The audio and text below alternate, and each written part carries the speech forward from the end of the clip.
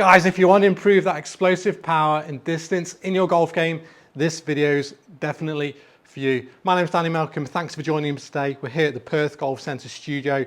I'm going to be running through some key ideas to help you improve that arm chopping motion and hit the golf ball further. So we're going to be discussing what is arm chop power, why it's important in the swing, and some things you can do in the gym to improve it, along with some golf specific drills to start implementing these changes right away and get hitting that little white round thing much further.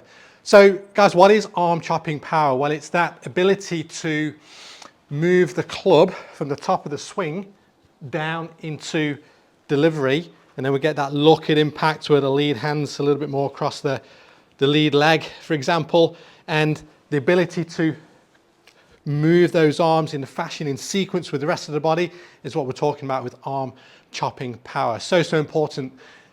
When coupled with the other three key areas, you've got thrust power, so using the ground, we've got rotary power, we've then got chop power, and then we've got that wrist release at the end. So we're going to be discussing just the chopping aspect.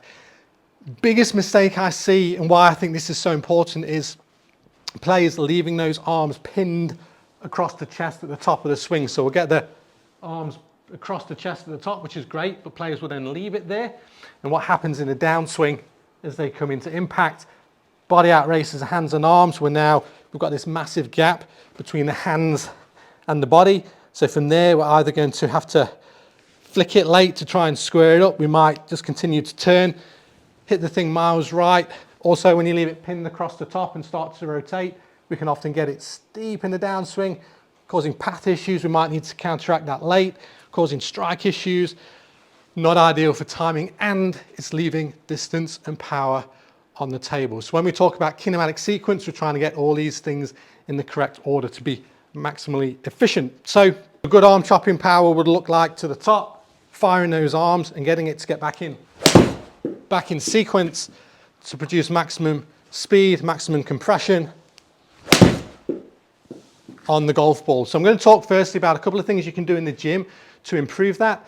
So you've got to understand that when you're looking at the body, this is all body dependent. So the physicality can mean you can or can't do some things. So first we've got to understand before you get into the gym, let's have good mobility, good stability, good baseline. I definitely recommend to see a TPI fitness professional to assist you in these areas. But the first thing, assuming you've got good mobility and stability, is working on strength. So you see a lot of these tour players in the gym online, you see them, first thing is with the cables. They'll have the cable pulley machine, they'll grab the rope, pulling down and across and chop, down and chop. So they're chopping and pulling across their body. So they're working on the push strength of the trail arm, the pull of the lead arm. So it's this motion coupled with rotary is how we deliver max power. So that's strength. Then they'll work on the speed aspect in the gym. So imagine you as a hockey player. Without the puck, you've got your hockey stick and you're just working on the speed aspect of that chop motion without the resistance. Then you'd work on speed strength. You see, this is when guys are working with the medicine balls and throwing them around in the gym. I've got a 1 kilo one here just for demonstrations, but you'll get to the top and you'll do the same motion trying to maximum force into the ground. Something I'm working on at the moment, doing some golf specific training. And then the final one, guys, is then in the gym is just throwing it the opposite way. So instead of going this way, you just do the counter movement and use the muscles to fire the other way.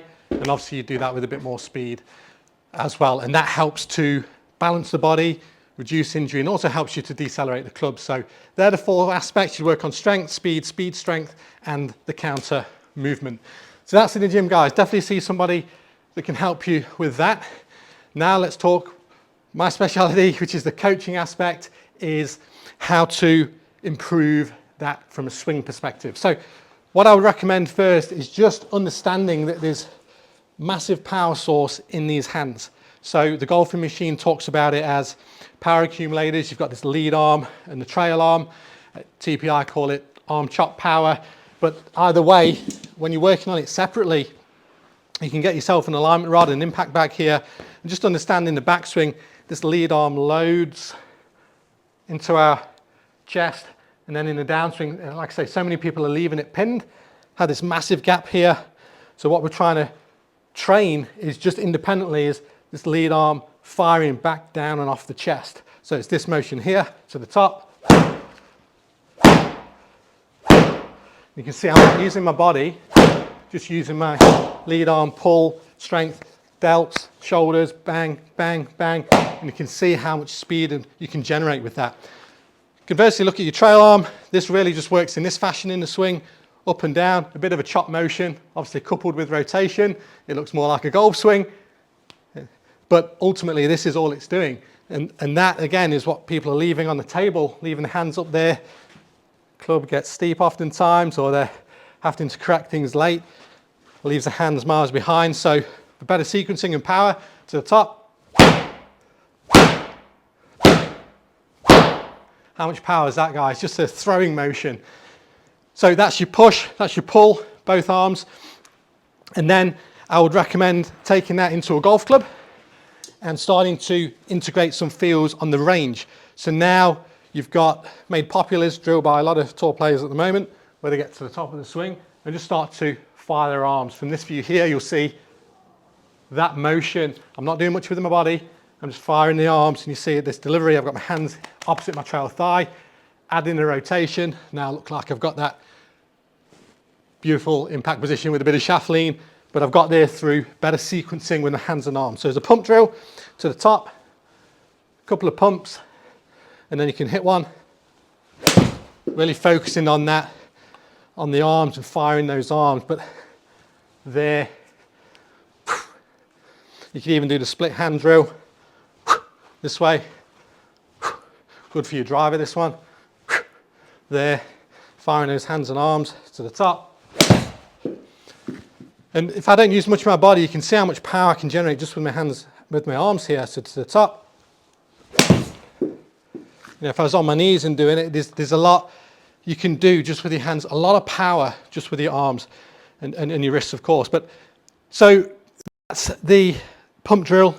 If you want to take it just a little step further, a little bonus tip here for those that may have really fast hips, which again I see is quite common, fast hips and leaving the arms pinned. Now you're in double whammy of out of sequence. So this, to slow the hips down as you're speeding the hands and arms up, get your trail foot, pop it back a few inches, even a little bit more. And now your belt buckle's facing back behind you in this direction. And then from there, when you get to the top, you're trying to, yes, you're firing your arms as before, but you're trying to keep this quiet. So the drill would be exaggerated, such as you hit the ball, then you let your hips go through. So this will produce a massive draw, but from here, a couple of pumps, 1, 2, and then 3. And you're just getting the feeling of how to slow down your hips and improve your sequence. Now, just finally here, I'm going to show you 2 swings on camera, one with the pause sequencing. So I'll just put them on the screen here. I'll just compare them to each other in a moment. So we're going to do one where I leave the hands and arms pinned, and in this type of position, that's here, hit a mile behind the golf ball. And then this actually is something I've been working on. What I'm sharing with you today, guys, this exact move to the top, working on these feels, pumping the arms. So this will be a good one. And I'll show you that on camera, and you'll see a massive difference here with that. So, whew, here we are. Okay, see if you can guess which is which. So we get both of these down into delivery here. Whew.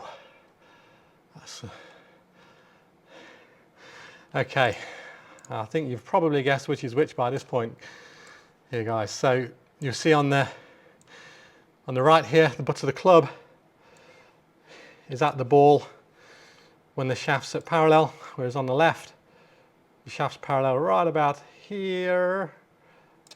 We'll go one more frame there, and you can see how big that gap is through here, how big that gap is through here. Quite different. Big change there. And then as you come into impact, this allows me, this closing of the gap, this sequencing allows me to get that more, you know, that shaft lean, that look of a better impact position, versus on the left, you'll see more of that scooped or casted position. This is one of my tendencies in the past, and then I get flippy from there, and then that thing can go miles left quite easily, So guys, hopefully that gives you some insight as to how to integrate that into the gym, how to integrate it into your golf swing, why it's important, how you can look at it on camera if you're filming yourself as well. Arm chop motion, guys. Cha-cha-cha! Jokes aside, super important piece of the swing. Guys, if you'd like any more tips to improve your game, click the link below for some of my top tips there. If you have any questions on that video, please post them below. I respond to them myself. Thank you so much for watching. I really hope that helps, and I look forward to seeing you on the next video.